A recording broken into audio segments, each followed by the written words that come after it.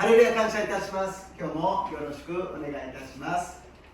今日の神様の御言葉はピリピ人への手紙1章の19節から21節です.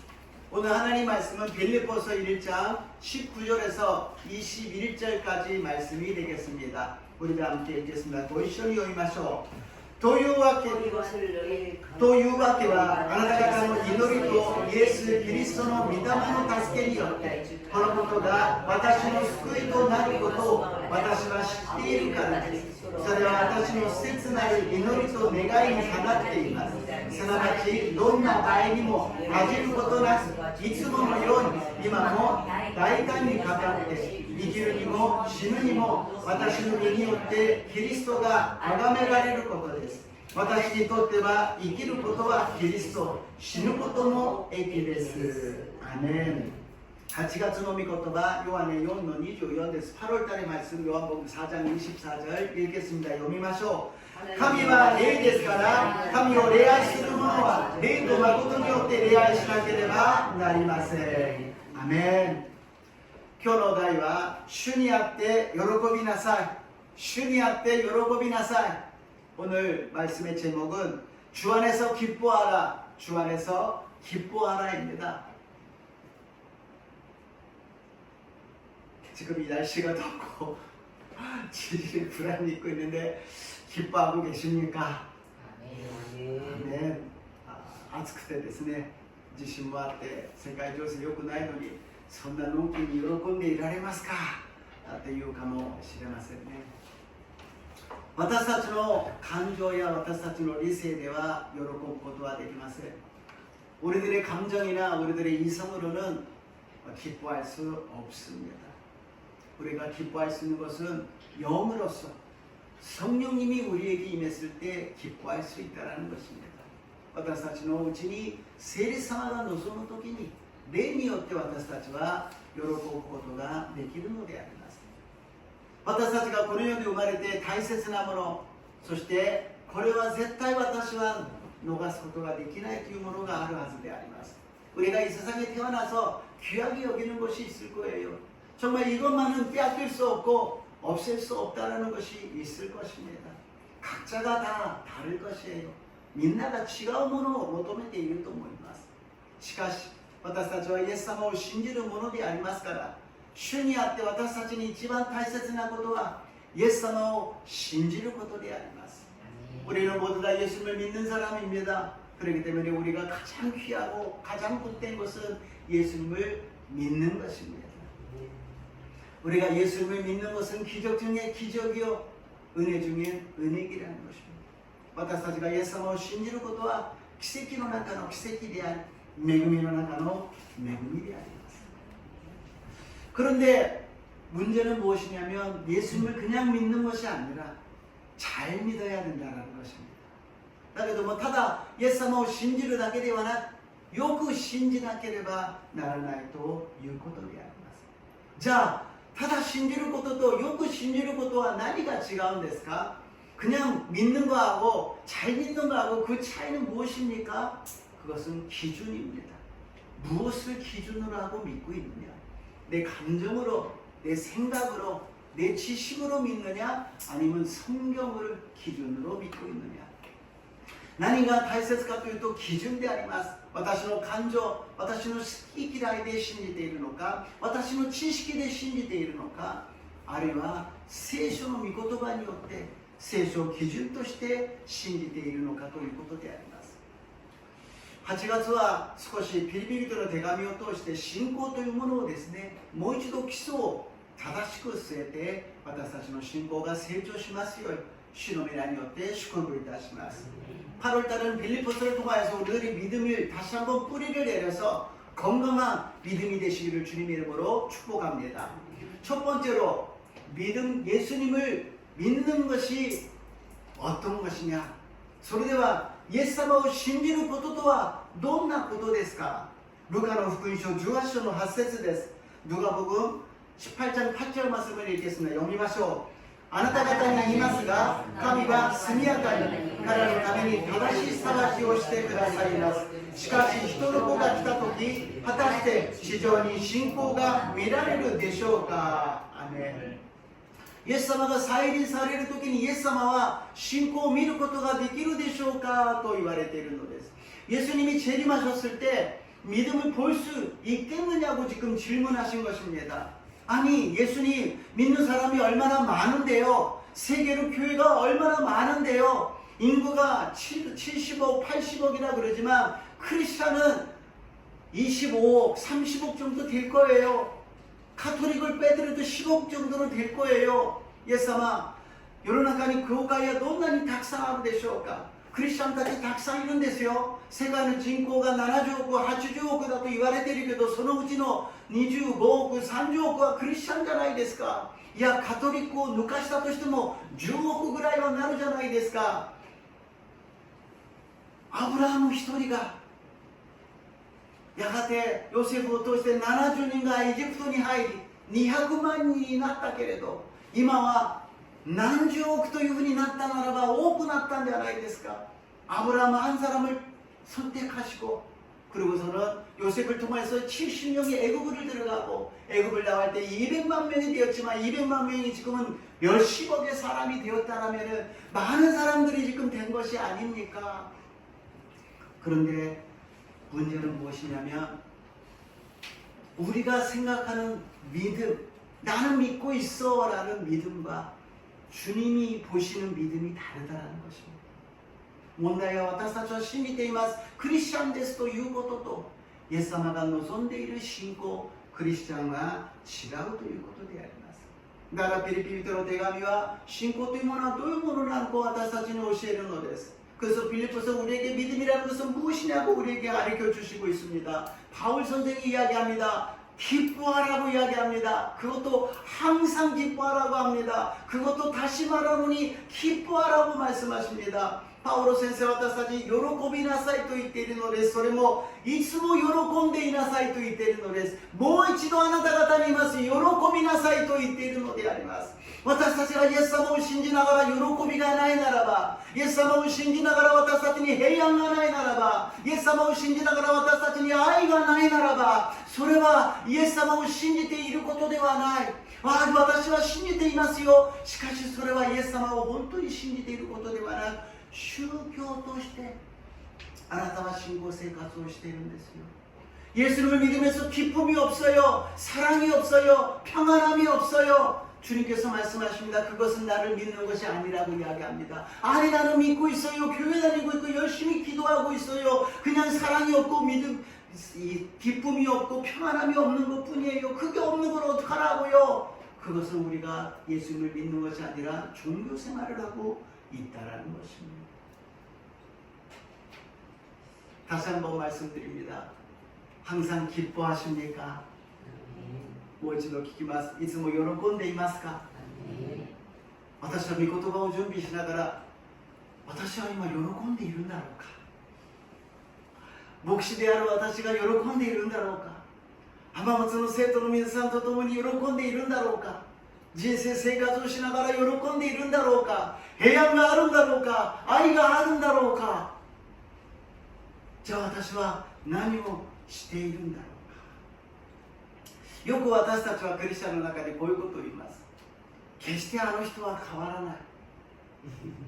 우리가 믿음 생활하면서 우리가 잘 듣는 이야기, 저 사람은 안 변해요. 절대로 저 사람은 안 변해요. 絶対あの人は変わりません. 그런데 예수님 믿고 우리가 변하지 않을까요? 예수님을 信じて私たちは変わらないんでしょうか? 絶対変わらないんでしょうか? 절대 변하지 않는 것이 우리일까요? 이 말에는 어떤 의미가 포함되어 있을까 생각해 보니까, 나 자신이 이렇게 변하지 않았는데, 거꾸로 말하면 내가 이렇게 변했는데 누가 변하지 못할까라고 생각할 수 있잖아요. 내가 변했으면 私が変わっていないから。逆に考えれば私がこんなに変わったのに、あんな私が過去の私では絶対イエス様を信じることがあるわけがないと思った私がイエス様を信じてこんなに変わったのに、他の人が変われないはずがない。私が変わったんだから他の人も変わる. 이게 우리들의 간증이 되어야 될 텐데, これが私たちの証にならなければならないのに, 내가 안 변했으니까 절대로 사람은 안 변해요 라고 우리가 간증하고 있다는 것입니다. 自分が変わってないから人は絶対変わりませんというふうに言っているのであります. 우리들의 생각으로는 변하지 않죠. 그러나 하나님은 하실 수 있습니다. 私たちの考えではできないでしょう。自分も変われないし人も変われない。でも主にはおできになるのです。私たちは今年に入ってずっと叫んでスローガンを言っています。私を強くしてくださる方によってどんなことでもできるのです。できる、やればできる、やってみよう。私たちはできない、やってもできない、やめてしまおうということが根についているんです。もう世の中で染みついていて、できないよ、ダメだよ、無理だよというのがいつもあるんです。それを私たちは打ち破って、聖霊によってできる、やればできる、やってみようにできますように、主の皆によって祝福いたします. 우리는 올해 들어와서 할 수 있다, 하면 된다, 해보자라고 외치고 있잖아요. 왜냐하면 우리들의 생각으로는 안 돼요. 이성으로도 안 돼요. 그러나 내게 능력 주시는 성령으로 할 수 있게 될 줄로 믿습니다. 내가 못한다라는 것은 못해요. 그러나 주님은 할 수 있다고 고백하시기를 주님 이름으로 축복합니다. 私はできないと言っても構わないけど、神様にはおできになることを告白する私と皆さんになりますよう祝福いたします. 그렇기 때문에 예수님을 믿는다라는 것은 할 수 있다라는 거예요. 우리는 불가능하지만 하나님은 할 수 있다라는 것을 믿는 것입니다. イエス様を信じるということはできることを信じるのです。私にできないことを神様にはおできになることを信じますように、主の皆によって祝福いたします。두 번째로 예수님을 모시는 것, 네番目にイエス様を迎えることについて見てみましょう。第一テサロニケ10章の5節です。テサロニカ전서 10장 5절 말씀입니다. 読んでみます。主が私たちのために死んでくださったのは、私たちが目覚めていても眠っていても主と共に生きるのです. 아멘. 말씀을 묵상하는데 굉장히 은혜가 된 것이 뭐냐면, 사나 죽거나 주님의 것이라는 거예요. 우리는 내가 살아있을 때만 하나님의 것이 아니고 죽고 났을 때 하나님의 것이 아니라 사나 죽거나 하나님의 것이라는 것입니다. 今週すごく御言葉に恵まれたのは、生きるにしても死ぬにしても私たちは主のものだということです。生きている時だけが神様のものではなく、いや死んでから神様のものではなく、生きるにしても死ぬにしても私は主のものだということであります。 그런데 거기에 하나님께서 더 말씀을 주십니다. 깨어있었든지 자고 있든지 주님이 함께 계신다는 것입니다. そこにプラスして今日のこの御言葉です。私たちが目覚めていても眠っていても主が共におられるということであります。 그러니까는 예수님을 모신다라는 것은 사나 죽으나 깨어있으나 잠들고 있으나 주님이 함께 계신다라는 것입니다. だから主を迎えるということは、生きるにしても死ぬにしても目覚めていても眠っていてもイエス様が共におられるということであります。 자, 예수님을 모신다라는 것, 딱 눈에 보이시는 예수님이 오늘부터 너하고 같이 살겠다 그러시면 우리 굉장히 불편할 거예요.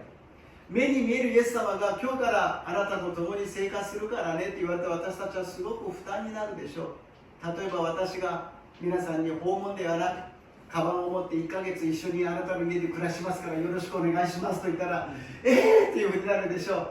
제가 가방 들고 여러분 집에 가서 한 달간 같이 살겠습니다 그러면은, 아니 제일 먼저 생각나는 저거 치워야 되는데 저거 이제 이거 나 편하게 할 수 못하잖아 그러면서 이치만 사기니까 와서 갖다 쓰게나까とか、あこれから私は自由にあれができないとか、いろんな不便さを考えるんです。でもすでに私たちの中におられるんです。 그러나 예수님은 벌써 우리 안에 계신다고 말씀하십니다. 우리 눈에 보이는 사람처럼 와가지고 간섭하고 이래라 저래라 그러는 예수님이 아니라 우리 안에 계신다라는 것입니다. 人のように横に来てこうだああだとかいろんなことを干渉するんではなく、私たちの中にイエス様はおられるということであります。 그런데 그 예수님이 오시면 우리가 불편하긴 불편하지요. 항상 인식하게 되니까 우리가 양심이, 우리 믿음이 자꾸 찔리잖아요. 막 이렇게 보통 막 하는데 하지 말까? 하지 않는 게 좋아하실 것 같은데 망설이잖아요. イエス様がいらっしゃるということによって私たちは心の良心やイエス様のことを思い出して不便になります。いつもだったら普通にやることがこれはイエス様は嫌がるだろうな、これやってもいいかなというブレーキがかかるんです。じゃあイエス様を迎えて不便なことばっかりだったら誰がイエス様を信じるでしょうか。 그러면 예수님을 믿고 예수님을 모시는 것이 불편하다면 누가 예수님을 믿겠습니까? 거기에 답이 있습니다. 베드로전서 1장 8절입니다. 第一ペテロ1章の8節を読んでみましょう。ご一緒に読みます。あなた方はイエス・キリストを見たことはないけれども愛しており、今見てはいないけれども信じており、言葉に尽くすことのできない境に満ちた喜びに踊っています。 아멘. 여기 뭐라고 기록되어 있냐면 너희가 예수님을 보지 못했지만 너희들이 사랑하고 있다라는 거예요. 너희들이 예수님을 보지 못했지만 믿고 있다라는 거예요. 그래서 영광에 기뻐하고 있다라는 것입니다. 영광의 즐거움으로 기뻐하고 있다라는 것입니다. あなた方はイエス様を見ていないけれども愛しており、あなた方はイエス様を見ていないけれども信じている。だからあなたの喜びがなんと境に満ちた喜びに踊っているのです。もう喜んでいるぐらいと踊っているということであります。 일본말로 춤추고 있다고 그래요. 얼마나 기뻤으면 다윗이 언약궤가 들어왔을 때 자기의 바지가 내려가는 것도 모를 정도로 막 기뻐했다라는 거예요. 다윗가 계약을 하고戻ってきた時にズボンがずり落ちることをわからないぐらいに踊っていたということであります。 여기에 중요한 것은 무엇이냐? 예수님을 사랑한다라는 거예요. 예수님을 믿은 것이 아니라 예수님을 모신 것이 아니라 예수님을 사랑했다라는 거예요. 사랑에 빠졌다라는 것입니다. ここで大事なのはイエス様を信じたとかイエス様を迎え入れたとかということでなくてイエス様を愛したということです。 우리 믿는 사람이 사랑해요 사랑해요 많이 얘기하지만 정말 사랑이라는 것은 어떤 걸까요? 私たちクリスチャンよく愛しますと言ってこういうポーズもしますけどもね、愛するということはどういうことですか。恋愛をするときの愛というものはもう無条件全てを受け入れることになります。もう一緒にいるだけでそれが幸せ、喜びであり平安であり、地球が崩れてきたとしても2人が一緒にいられるんであればそれだけで幸せ、それだけで喜び、それだけで全てなんです。 연애할 때 둘이의 사이라는 것은 둘이 같이 있기만 해도 기쁨이 넘치고 평안함이 넘칩니다. 지구가 내일 멸망한다 그래도 둘이가 같이 있으면 그것으로 행복한 거예요. 기쁜 것입니다. 지금 예수님과의 사랑을 우리가 빠져 있다는 것입니다. 私たちはイエス様との愛の関係の中にいるということであります。 愛ということはただ私がこうしたいからこうしてああして私がこれが欲しいあれが欲しいそれをやってくれることが愛ではなくそれは一部分であります。 사랑이라는 것은 내가 이렇게 하고 싶어 저것을 필요해 이것도 갖고 싶어 저것도 갖고 싶어 그것이 사랑이 아니라 그것은 일부분입니다. 사랑이라는 건 상대방을 사랑하기 때문에 목숨을 바쳐요. 만약에 사랑하는 사람이 위험하다면 자기 몸을 내밀어서 그 사람을 살리잖아요. 방패가 되잖아요. もし愛する人が危険にさらされているならば自分の体を盾にしてそして守ろうとするじゃないですか。自分が犠牲になって守ろうとするじゃないですか。それが愛していることじゃないですか。イエス様は私たちの盾となって私たちの身代わりとなって十字架で死んでくださったのです。 예수님은 우리가 얼마나 사랑하시는지 예수님이 방패가 되어서 십자가에서 우리를 대신하여서 죽어주셨다라는 거예요. 그렇게 우리를 사랑해 주셨어요. 그리고 우리 마음 가운데 예수님이 와주셨어요. そしてイエス様は私たちを愛してくださり私たちの心の中に来てください。 우리가 생각하는데 우리 몸 중에서 가장 더러운 데가 어디입니까? 손입니까? 발입니까? 우리 마음일 거예요. 私たちの体の中で一番汚いところ、汚れているところはどこですか？手ですか？足ですか？心だと思うんです。憎しみや恨みやつぶやきや嫉妬や妬みやイライラや怒りやいろんなものがぐちゃぐちゃしているところじゃないですか。진노、불만、불평、시기、질투、진노 섞여 있잖아요. 거기 예수님이 오셨다는 거예요. 깨끗한 데 오신 것이 아니라 더러운 데 오셨어요. 키레라도 그런 예사마가 고라이다ではなく汚いところ。イエス様は会話桶にお生まれになりました。私たちはそれを見て、王の王のイエス様が会話桶に生まれるなんて本当に大変だ。かわいそう。 구유에 태어나신 예수님 보면서 어떻게 만왕의 왕이신 예수님이 그런 데서 태어나셨을까? 너무너무 불쌍해. 그런데 진짜는 우리 마음에 계시는 게 더 불쌍하지 않습니까? 今度私たちの心にいらっしゃるのがもっとかわいそうではありませんか。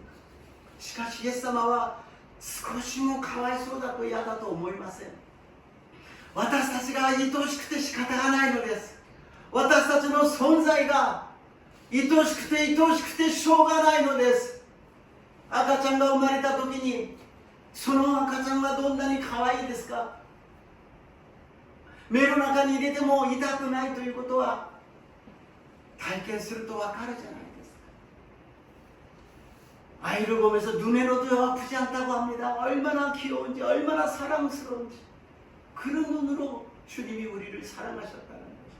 그 사랑을 받았을 때 그 사랑을 느꼈을 때 우리는 무너지는 거예요. 왜 나를 여기까지 사랑하십니까? 나 같은 이 못난 사람을, 나 같은 별 볼 일 없는 사람을 왜 거기까지 나를 사랑하십니까?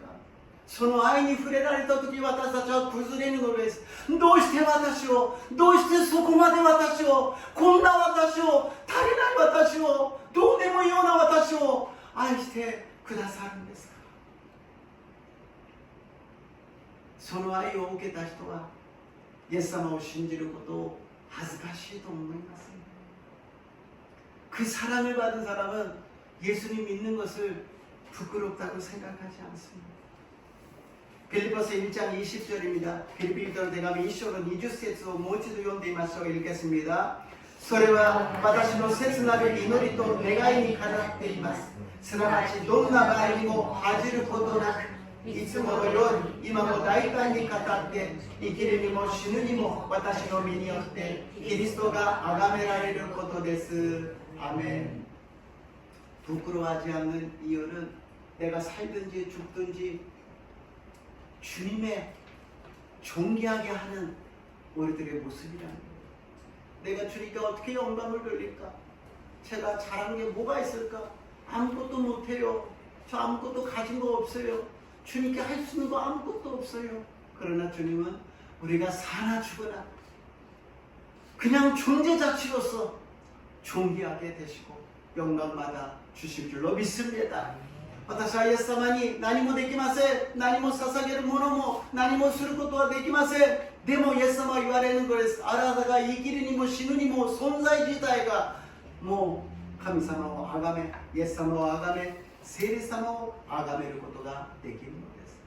私たちの人生は詩編37編の5節です。 우리들의 인생은 시편 37편 5절 말씀을 읽겠습니다. 읽어보시죠. あなたの道を主に委ねよ、主に信頼せよ、主が成し遂げてください. 이렇게까지 나를 사랑하시는 예수님께 우리들의 모든 것을 맡기라는 것입니다.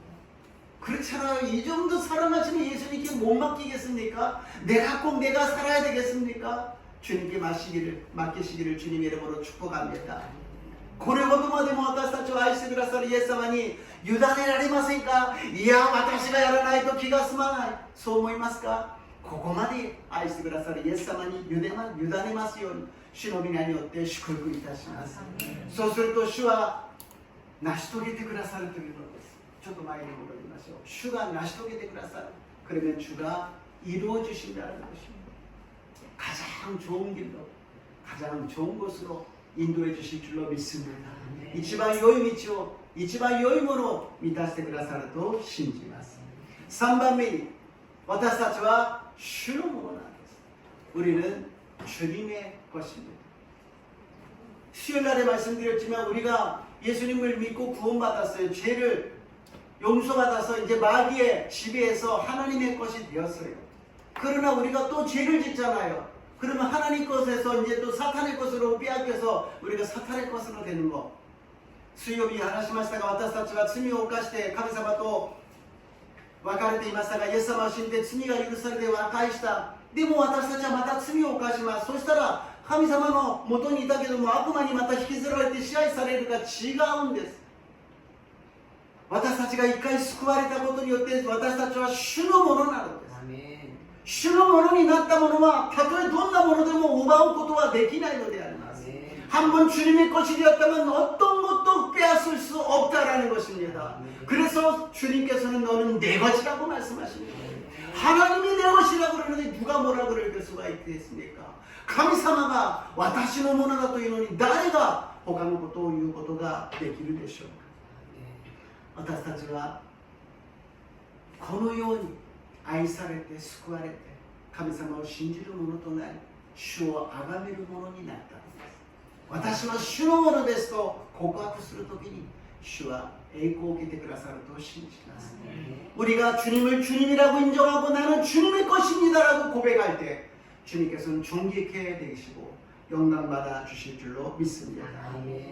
로마서 14장 8절입니다. 다음 장 로마서 14장 8절 ローマ人の手紙14章の8節を読んでみましょう。読みます。もし生きるなら主のために生きる。もし死ぬなら主のために死ぬのです。ですから生きるにしても死ぬにしても私たちは主のものです。アメン。私たちは誰のものですか？主のものです。우리는 누구의 것입니까? 주님의 것입니다. 지금 바울은 감옥에 있었어요. 그래서 언제 죽을지 모르는 상황이었습니다. 바울은今監獄の中にいました。牢屋の中でいつ死ぬかわからない状態だったんです。必ずしも牢屋の中にいるだけではなく、この御言葉を私たちが適用するならば私たちの生活にも牢屋のようなものがあります。 이것을 적용해서 생각하면 우리들의 생활 속에서도 감옥 같은 곳이 있어요. 어쩌면 가정이 감옥 같을지도 몰라요. 어떤 사람은 직장과 사업장이 감옥 같을지도 모릅니다. ある人は家庭が牢屋のようだ。自分の職場が事業している店が会社が牢屋のように監獄のようにすごく私はきつい嫌だ。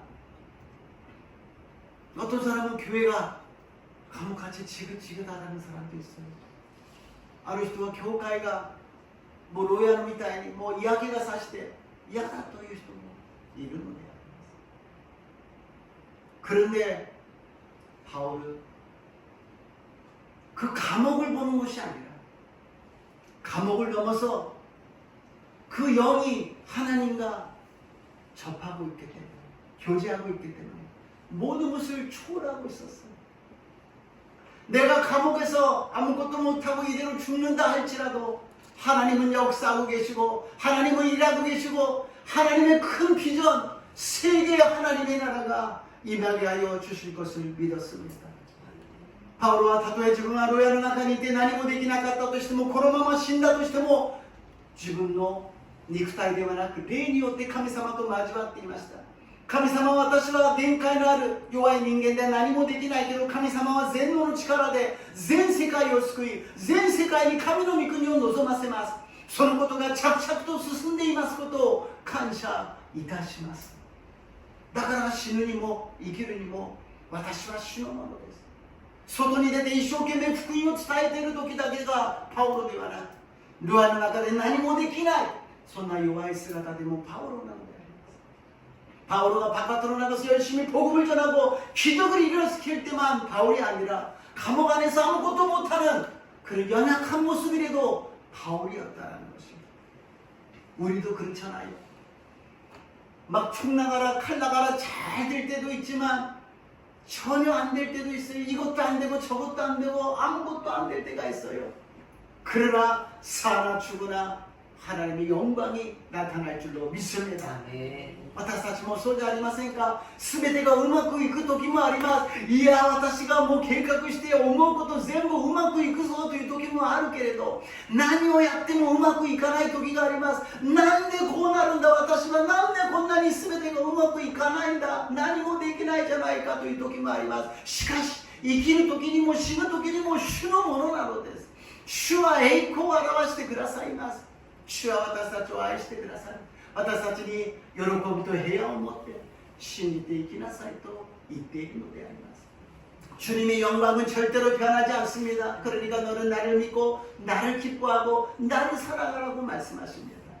이 무더운 날씨 우리들의 희망과 위로는 뭐가 있습니까? 이 세상에 위로되는 거 없어요. 희망은 없어요. 그러나 예수님은 우리들의 희망이요, 예수님은 우리들의 위로입니다. 일시적인 것이 아니라 영원한 위로와 영원한 소망인 줄로 믿습니다.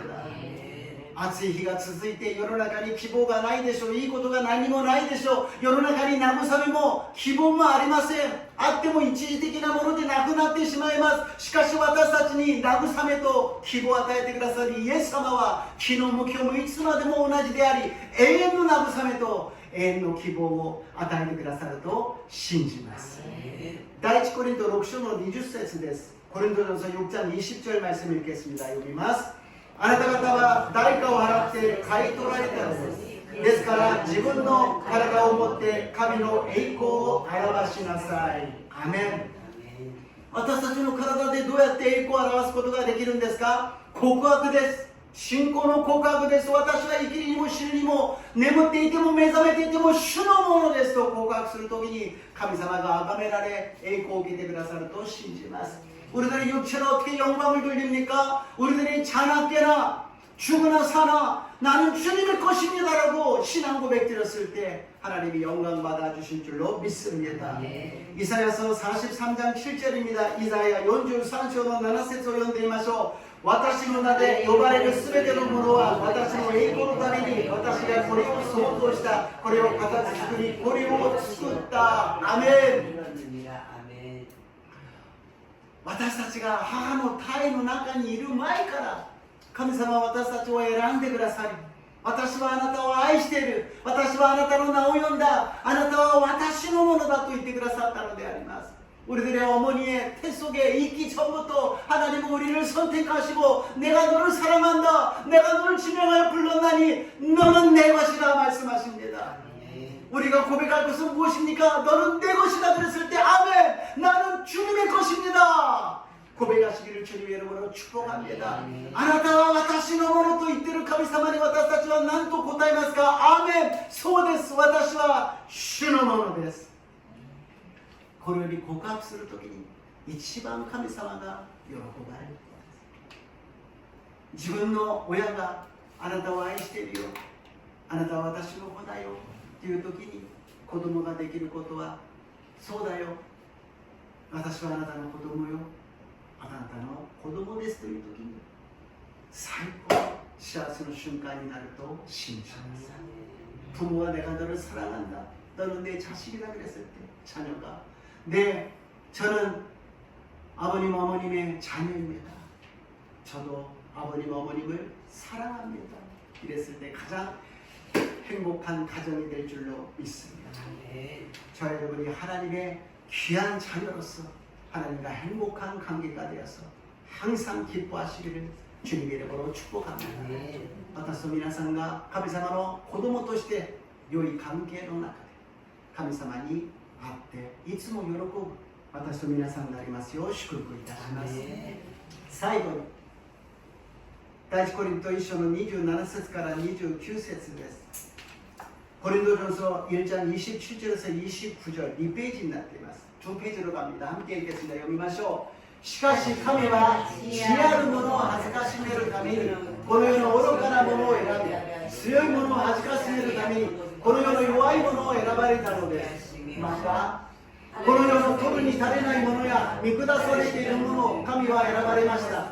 すなわちある者をない者のようにするため無に等しい者を選ばれたのです。これは神の御前で誰をも誇らせないためです。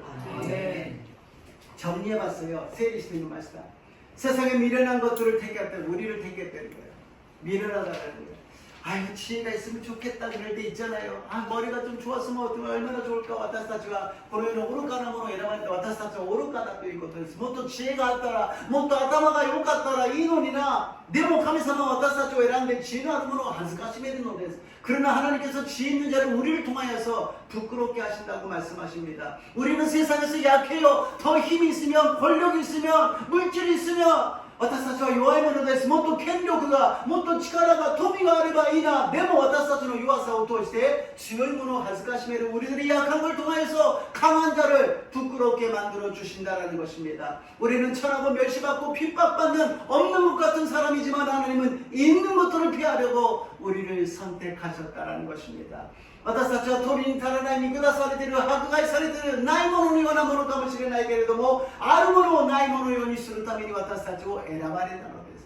내가 부족한 거 있어요, 연약한 거 있어요. 그것을 통하여서 하나님의 영광이 나타날 줄로 믿습니다. 私たちは弱いところがあります、足りないところがあります。しかし、それを通して神様の栄光を表してくださると信じます。だから自信を持ってください。だから喜んでください。 そして主に栄光を返す私と皆さんになりますよう祝福いたします。 그러니까 자신을 가지시라는 거예요. 그러니까 주 안에서 기뻐하시라는 거예요. 그리고 하나님께 영광 돌리시기를 주님 이름으로 축복합니다. 주님 이름으로 축복합니다. 하리라イエス様、主にあって喜びなさい。ただこんな時世に喜びなさいとのんきなことを言っているんではなく、主にあって喜びなさいと教えてくださいました。